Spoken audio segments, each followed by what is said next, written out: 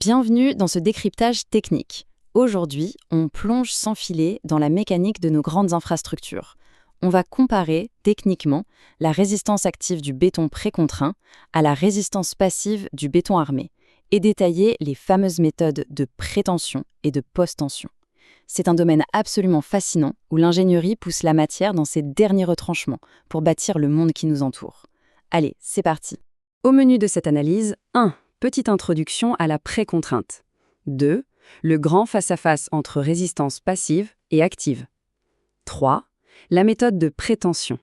Et on finira par la méthode de post-tension. Section 1.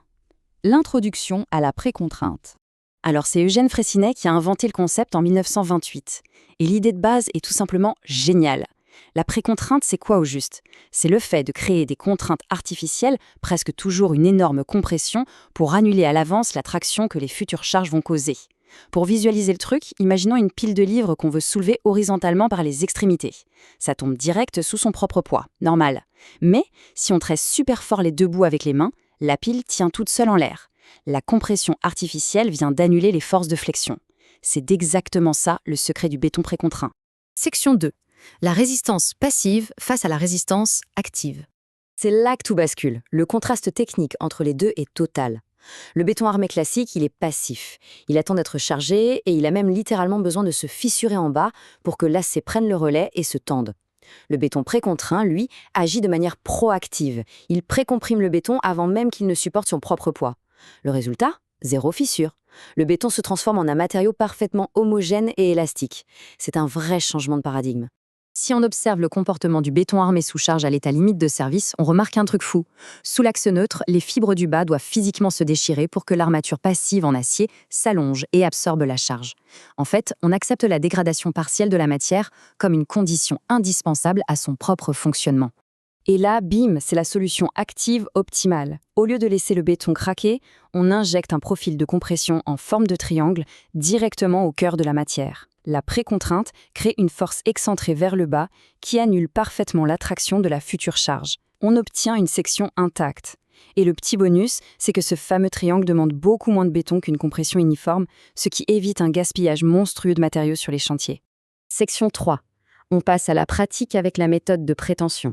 Comment on applique ça en vrai? C'est purement mécanique. Sur un grand banc de coulage, on commence par étirer des câbles d'acier ultra résistants. Ensuite, on coule le béton directement par-dessus l'acier qui est maintenu tendu. On attend que le béton durcisse bien et, clac, on relâche la tension. L'acier va chercher désespérément à retrouver sa taille normale, mais comme il est pris au piège, il va comprimer violemment le béton tout autour de lui. Tout repose sur cette force d'adhérence. L'installation de cette méthode en usine est assez dingue. On utilise de puissants vérins pour tendre l'acier entre des culées massifs. Et attention, c'est totalement indépendant des moules. La force de traction gigantesque s'exerce entièrement sur les extrémités de ce grand banc ancré au sol et pas du tout sur la pièce de béton elle-même. Bien sûr, comme ça demande des installations permanentes ultra robustes, cette méthode est strictement réservée à la préfabrication industrielle en série. C'est du travail à la chaîne super efficace pour produire des poutrelles de plancher ou de petites poutres de pont. Petit détail technique crucial, il faut absolument utiliser des fils crantés ou nervurés pour bien s'agripper au béton. Avec des fils lisses, l'acier glisserait tout simplement à l'intérieur en le relâchant et on perdrait tout le bénéfice de l'opération. Section 4.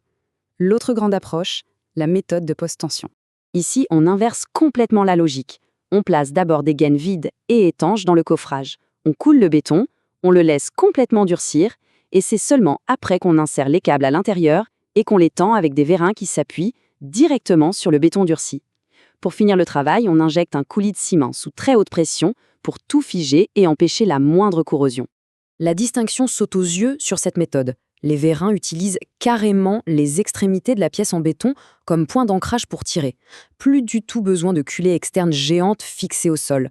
Le béton, qui résiste naturellement super bien à la compression, encaisse la force de réaction du vérin sans sourciller, pendant toute la mise sous tension.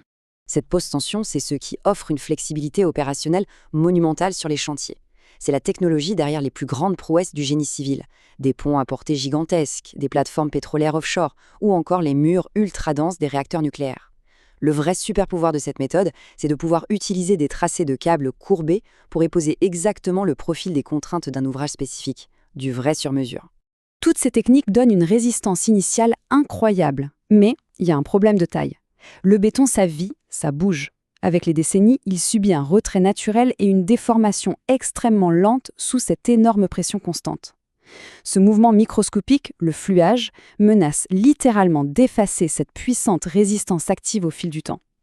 Alors comment l'ingénierie moderne arrive-t-elle à calculer et à contrer cette déformation inévitable pour que nos structures tiennent debout pendant des siècles?